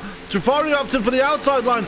Innes going to stay on the inside line, going to stay out of the way of everybody else as he's multiple laps down, but McConey right in the back of Gauthier here. This is crucial for that number 12. Absolutely, as Marconi's got his teammate right in front of him. Gauthier looking to win the battle while his teammate wins the war, as right now Worrell and Trafari just pushing the daylights out of each other on that outside lane, and they've got the 31 of Marcus Adams up there with them to try to help. So 2 balls cars looking to help the GSR guys, and you got to wonder what's going on right now. Is it looks like every man for himself. Just in a massive incident there for John LeBombard. Coming out of turn 2, he got spat off out the track and into the wall at such a high speed he ended up on his roof. That was in itself a thank God this is a simulator moment, because that was a very hard hit into that inside wall. Absolutely. As this battle rages on up front, there's a little bit of jockeying going on as side drafting, and it looks like door banging between Worrell and Marconi coming off of 2. The battle still hot and heavy for this race win and the lead of the championship, is right now Marconi has it, but he's got Connor Trafari and Zach Borman right there with him. Yeah, and it could all end in the blink of an eye here. We've seen how quickly incidents can happen, and we saw how quickly LeBombard was spat off the track like he was just a minute ago. As there goes Trafari now. He was pushing Worrell, but Worrell leaves him out to dry right now. That's going to help Trafari lead the outside line, but he's got all that making up to do right now. The only saving grace is that McConey is third in line on that inside now. Yeah, but if you look at what's going on with Trafari, he's got 2 teammates behind him. It's Nick Kessler and Zach Borman working the outside lane.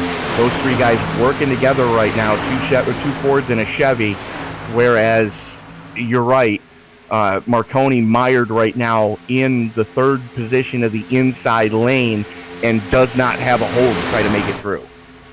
So we're all leading this piece right now. Ryan Worley is trying to catch up to these guys and try and get to his teammate, Greg McConey. McConey does have an ally in front of him in Joe Gauthier, but McConey starting to falter slightly and probably starting to regret staying out, though, as the guys that are in front of him came in for fresh tyres, barring Joe Gauthier. So Trafari now in the catbird seat. It didn't look that way earlier on, as he's got to be careful, though, as there goes Kessler to his outside.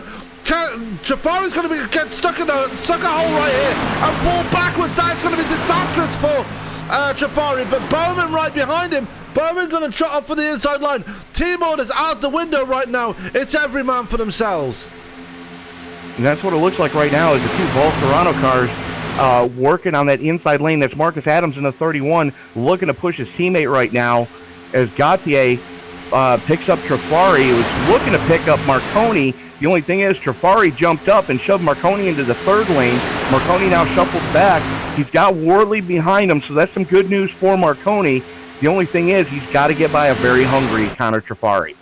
Yeah, and Trafari is hungry. Same for Zach Bowman. Bowman been trying so hard all season to be up there and get into that Final Four. Just snuck in by the skin of his teeth last week. And how good would it be to take away a championship if just by doing that, by getting in at the last second? But Trafari and McConey nose to tail right now as they come out of turn 4.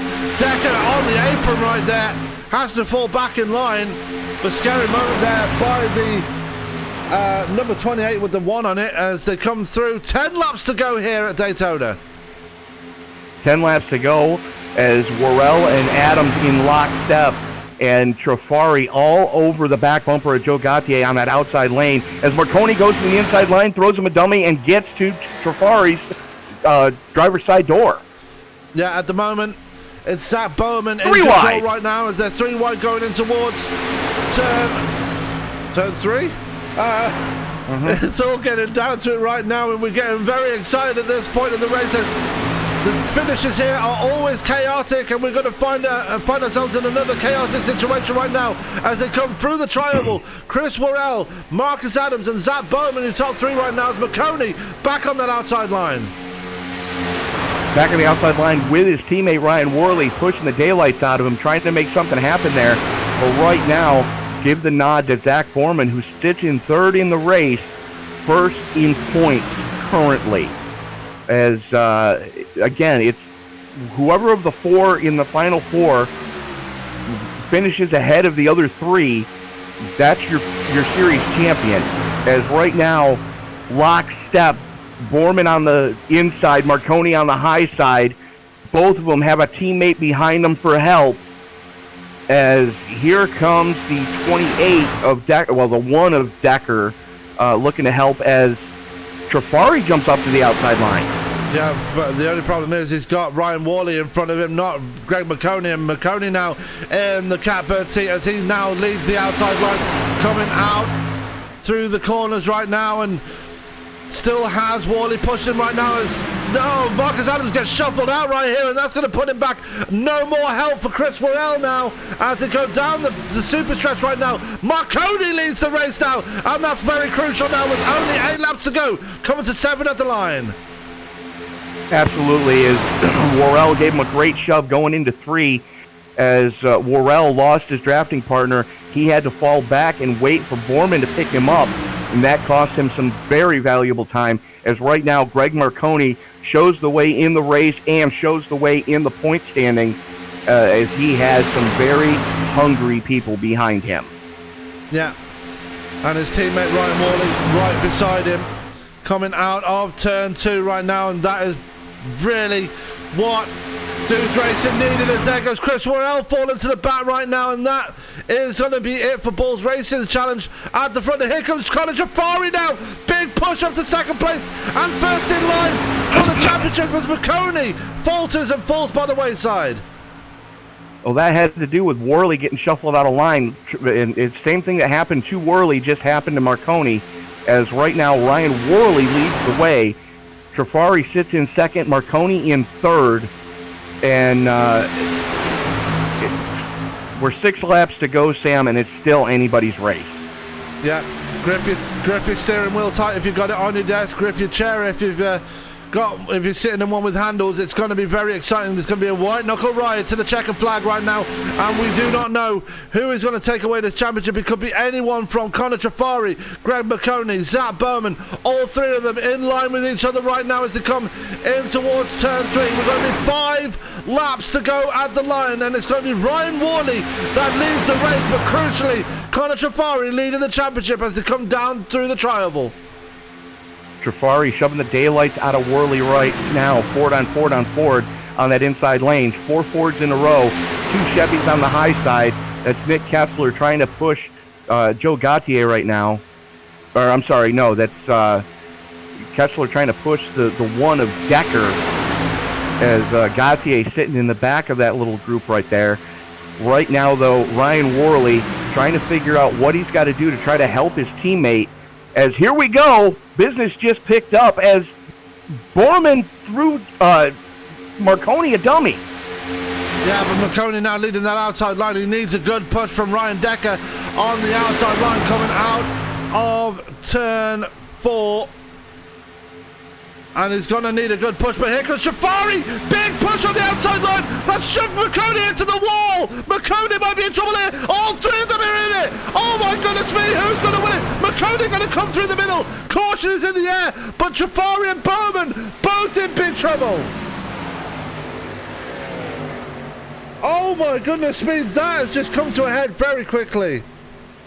Is this Thursday or Friday night?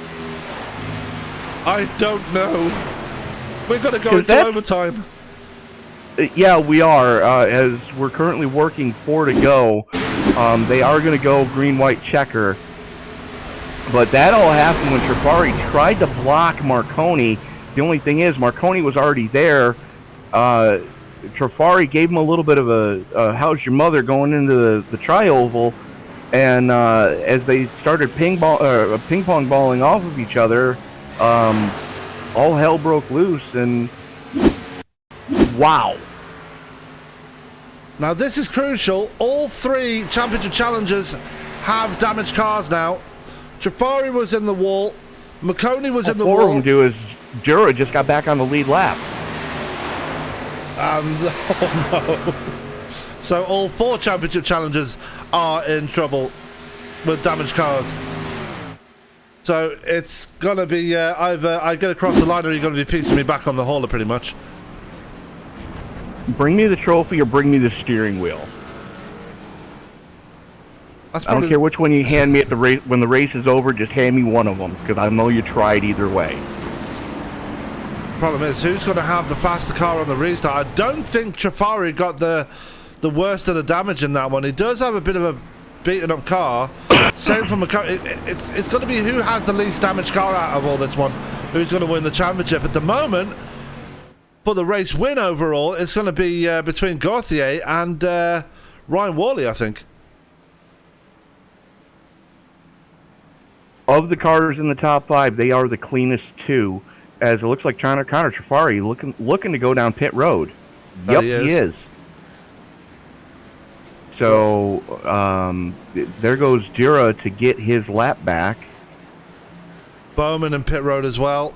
He's got the most damage out of everybody in that final 4. And that's got to be heartbreaking for Zach Bowman. Look at the rear end of his car. He's got no bumper left on it. Okay, maybe... Oh, Jura caught part of it. So they denied him the lucky dog. That's going to give Mark McFadden, the next car that was not involved in that incident, one of his 2 laps back. So McFadden getting the wave. So McFadden will be only 2 laps down now. He was 3 laps down before. As Trafari repairing some damage, Bowman already on his way out. As that is Jason Papp right in front of him. But Trafari still in pit road repairing damage on the car. That can't be good for that number 48. Well, he caved in both fenders. Oh yeah, true. You got to think that leaves McConey in pole position to take the championship now. Then it does, but Zach Borman is right there in the top 6 as well. So it's still anybody's battle. The only thing is, Borman looks like he might be having some problems keeping up with the pace truck. Yeah, we're going to go on board with Bowman.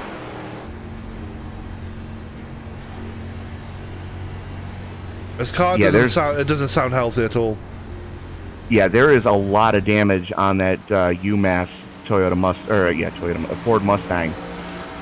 Get your 8 mil coming, folks. Don't care anymore.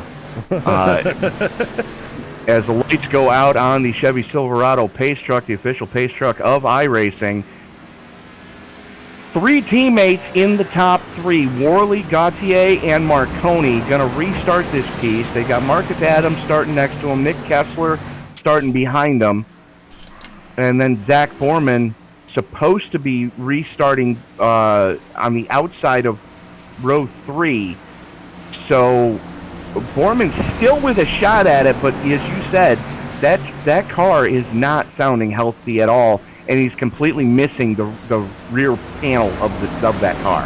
And I don't know if it's my eyes playing tricks on me again, but it looked like Bowman's car was crabbing slightly coming out of turn 2 as well. Give me a second and I'll tell you. Because I just so happen to be able to put a GoPro on. Yeah, he's left hand down. So he is heavily left hand down right now. So a lot of suspension damage, a lot of body damage, and it sounds like engine damage on the UMass number 9. So Marconi just has to keep it clean for a green, a white, and a checker. And they're going to give him 2 shots at this, as Connor Trafari going to be restarting from the 7 slot, as he was pit farming that car, trying to get as much damage as he could fixed. Looks like maybe the Jackman did a cannonball on the hood of that car to get that thing knocked back down, as the pace truck is in. Here we go with the first attempt at a green-white checker. Worley pulls the trigger, and we are back underway as Marconi in his slipstream right now.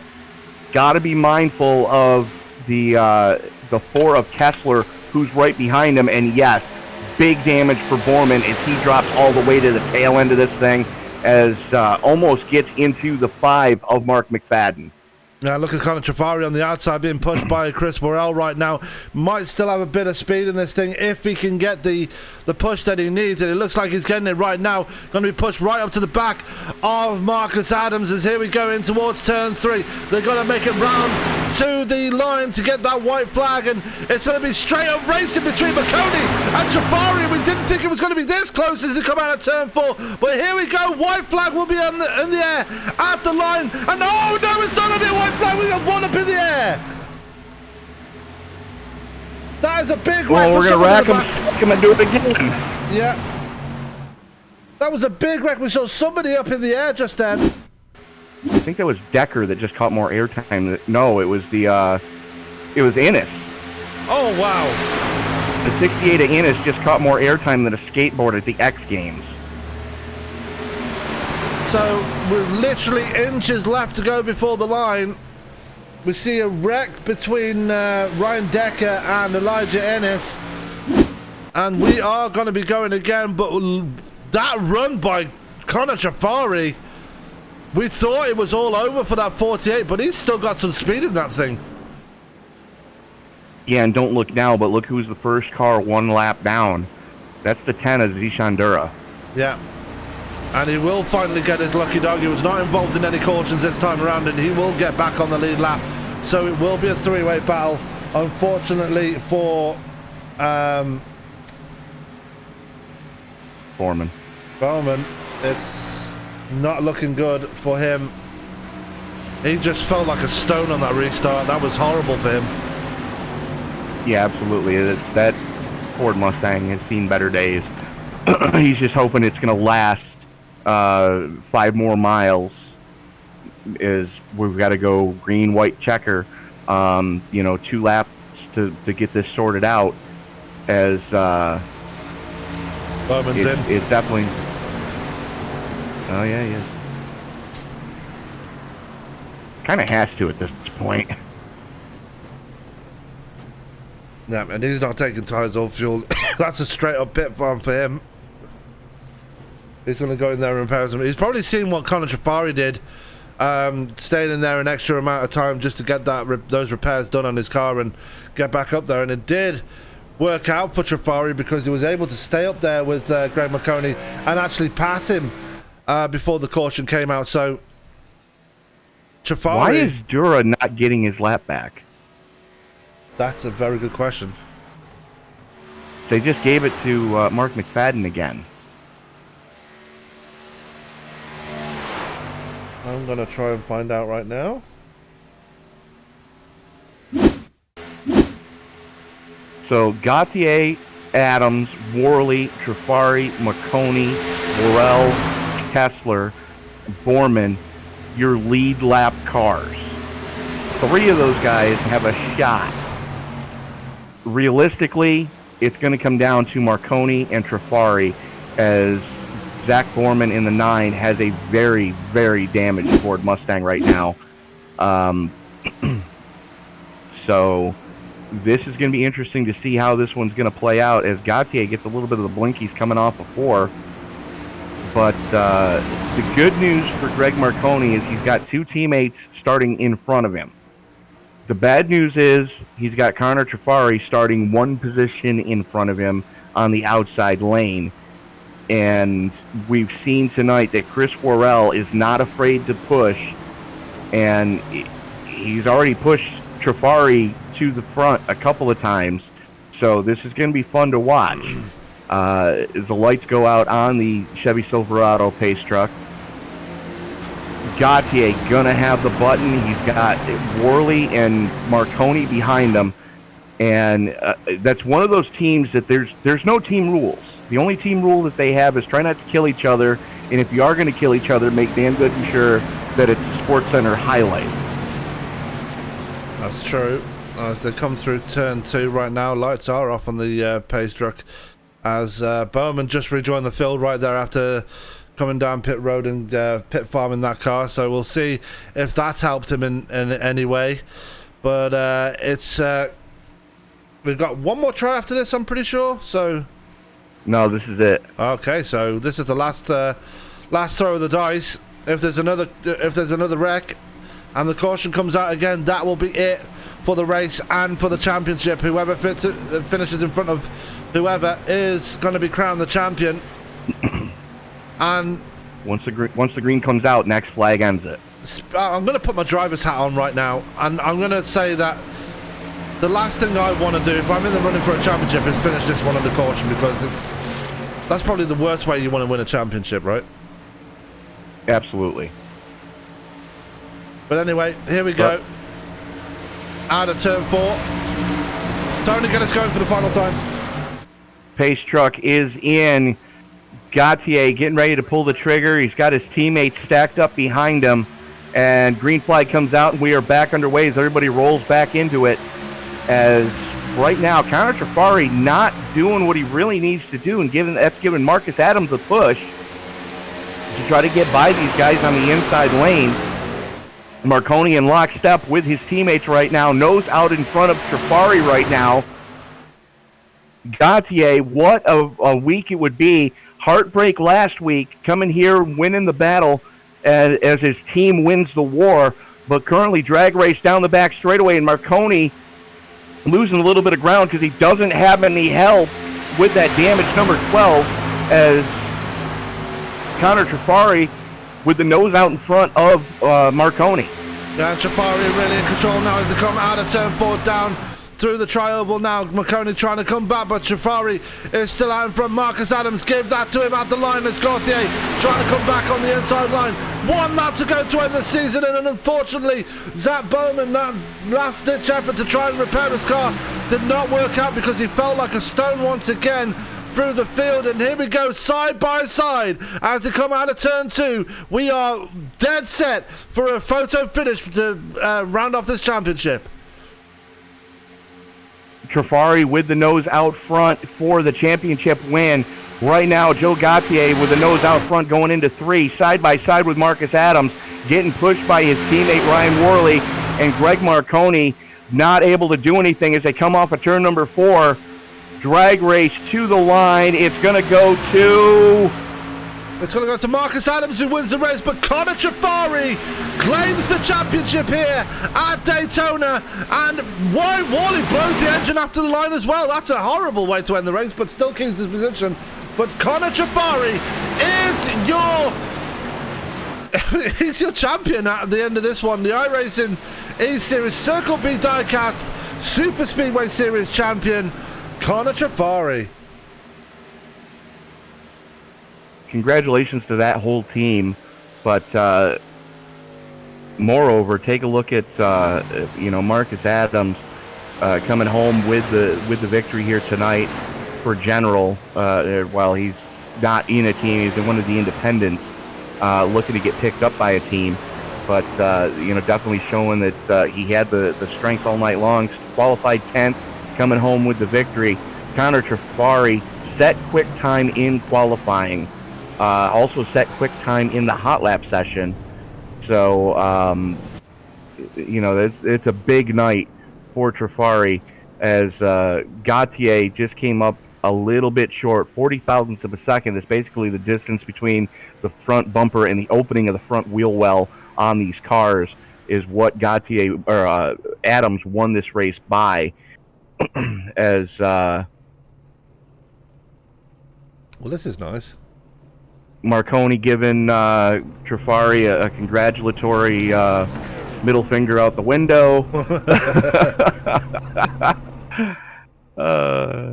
Great finish there. Yeah, absolutely. Who do we want to talk to first, Sam? Let's talk to the race winner first, and we're going to go to Marcus Adams if we can find him. He is got him down there, and Tony, if you want to bring him down, I can. And Tony, you have the race winner with you right now. Marcus Adams, you put your foot to it when it really mattered. Congratulations on winning the battle here tonight. With everything that was going on around you, talk us through that final restart and your thoughts. Well, honestly, if I didn't have a chance at the win and I was in the top 3, I was just going to get pulled over. I was just going to pull over, so I didn't have to do an interview. But apparently, I had a shot to win. So here I am. I was going to help Z-Show and try to win it, because me and him were friends, and Would have been cool to see him win, but unfortunately, things did not work out that way.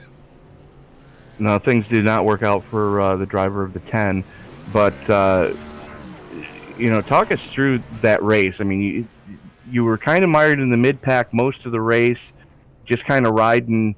How sketchy was it out there at times? It wasn't too bad, considering things. I just stayed back to try and stay out of trouble so I could help Zishan at the end, but obviously that didn't work out. And I made it to the front and won. Yeah, that you did. As the season comes to an end, and I dare say you've now got some momentum going into the next season, knowing that you do have what it takes. As looks like there's a demolition derby between the teammates going out on the front straightaway here. Your thoughts on the season as a whole as we wrap this season up?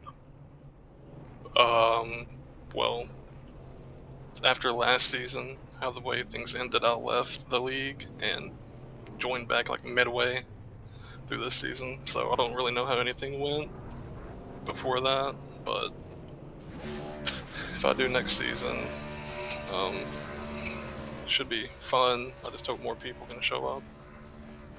All right, Marcus, before we let you go celebrate with your team, is there anybody you want to thank?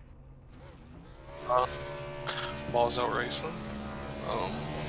The sponsors. Oh God, I've not done this in this league in a while.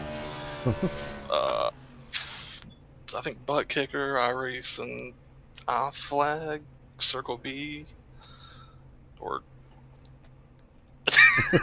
and Midwest Motor Customs. Midwest Motor Customs, ESBN, I believe, Jason, and yeah, I'm sorry if I'm missing anyone, and congratulations to Connor.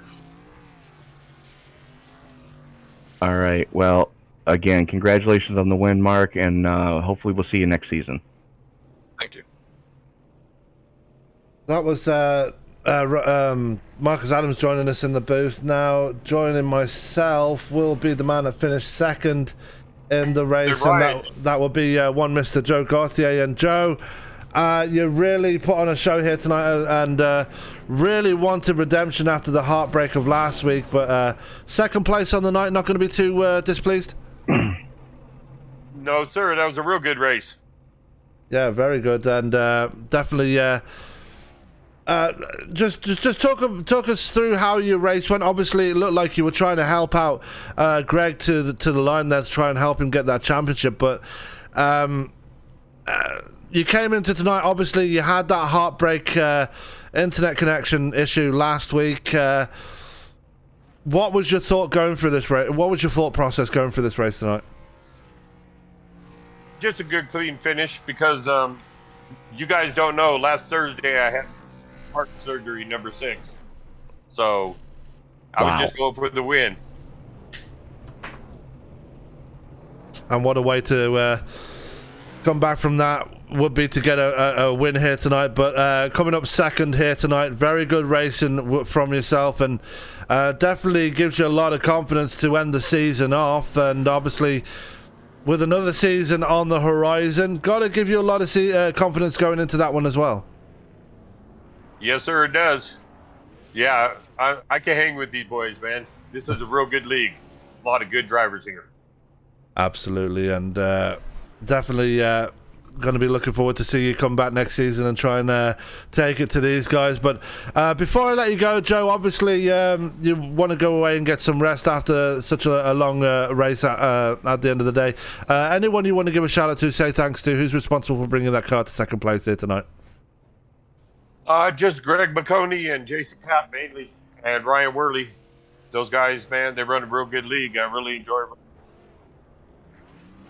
All right, well, Joe, congratulations on the second place here tonight. Go and get yourself some rest, and we'll catch you when we come back for the next season. Yeah, thank you guys. You guys are excellent.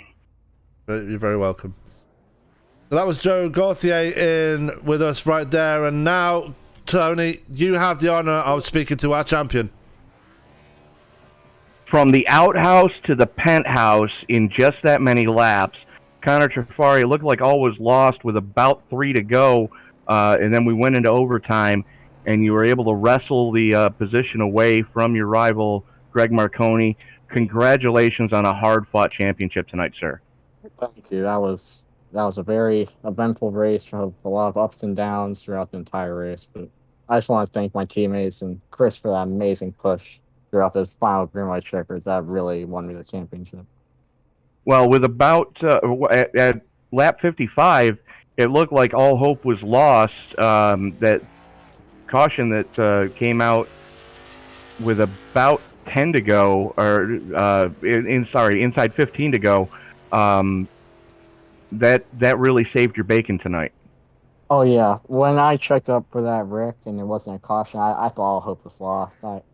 I saw Zach and Greg, and then thank God I had Ryan, Deshaun, and Marcus. We all were kind of just the outliers of that entire wreck, so we were just hoping for a caution, and eventually it came.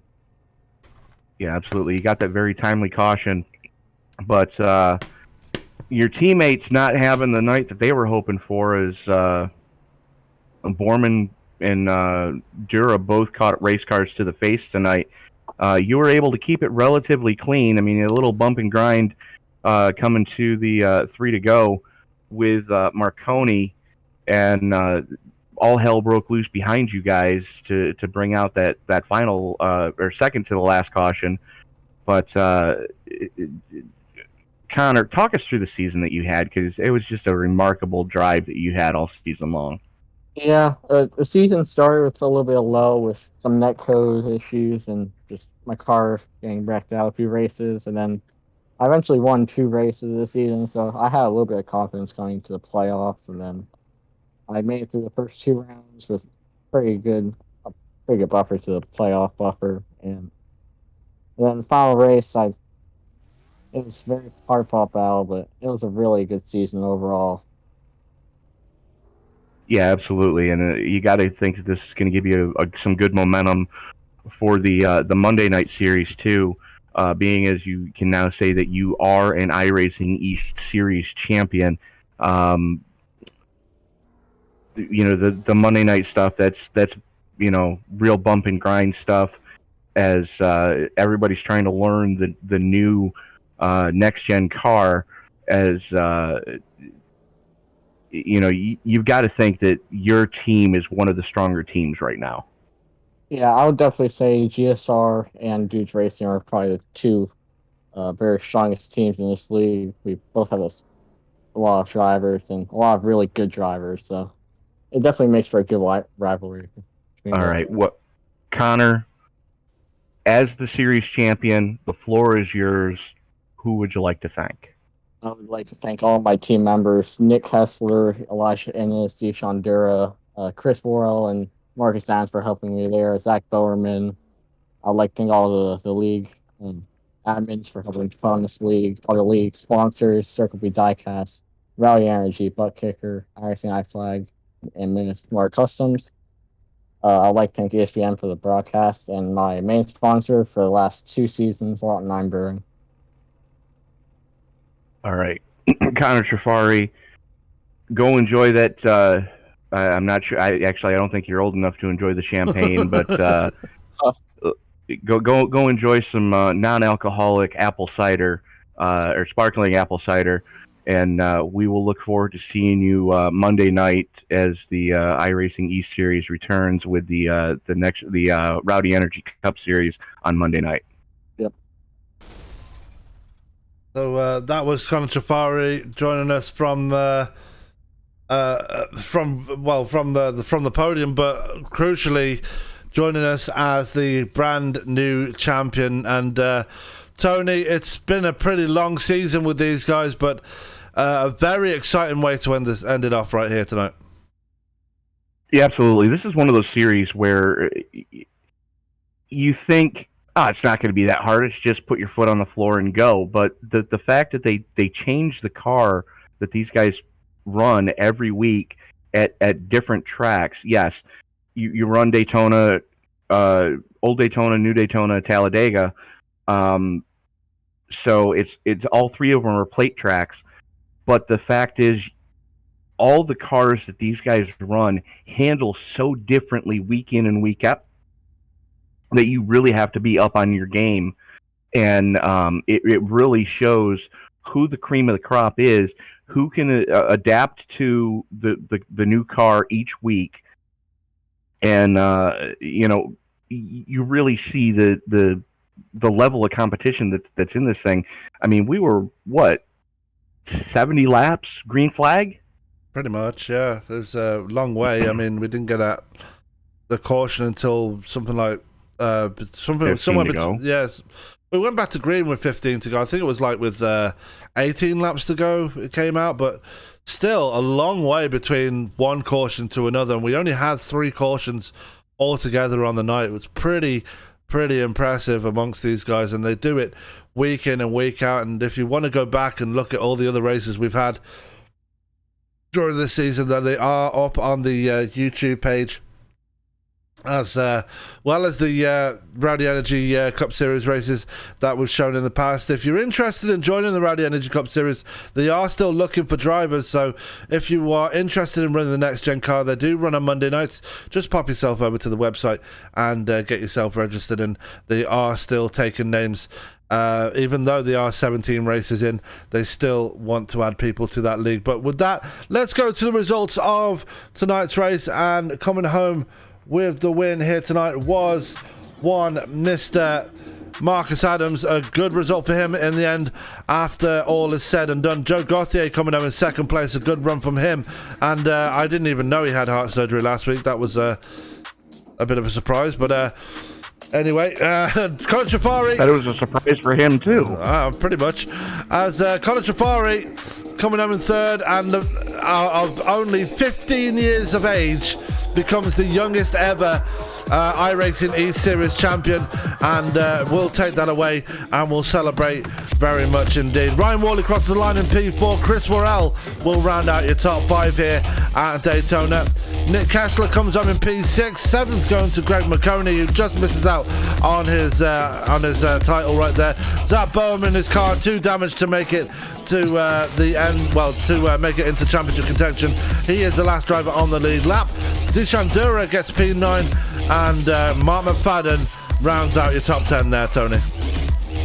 Brian Tarnowski coming home in 11th. Shane Newens hanging on for 12th. Shane Posey 13th. 14th goes to Jason Papp. 15th goes to Ryan Decker. John LeBombard in 16th. Elijah Innes, not the night he was hoping for, coming home in 17th. Michael Anthony, after leading a good portion of this race, got caught up in a dumpster fire and comes home in 19th. And Dustin Longston in 19th. Yeah, so that is going to be the way things stand in the race for there. Coming up on your screens very soon, though. Coming up on Sunday night will be the Medieval Racing League as they head to Talladega in those Chevy SS cars. Make sure you check that one out. Very exciting series we've had with those so far. The Rowdy Energy Cup Series returns on Monday as they head to Pocono, the Tricky Triangle, the next one up for the next gen cars around there. And then on Tuesday we have the MX5 Pro Series as they head to the brand new Red Bull Ring. Going to be very exciting to see that one. And then on Wednesday we have the Endurance for Amateur Series, their second round taking place at Hockenheim. That one kicking off at 8:25 p.m. Eastern. But that is going to do it for us here for the Circle B Diecast series. Big thank you to all the sponsors that supported this series. Big thank you to Jason Papp and Greg McConey for allowing us to broadcast this one. Hopefully we'll be back for the next one in for the next series. But for now, all that's left for me to say is keep it clean, keep it green. And from myself, Sam Cooper Bennett, and from my broadcast partner Tony Trapasso, we will bid you a good night.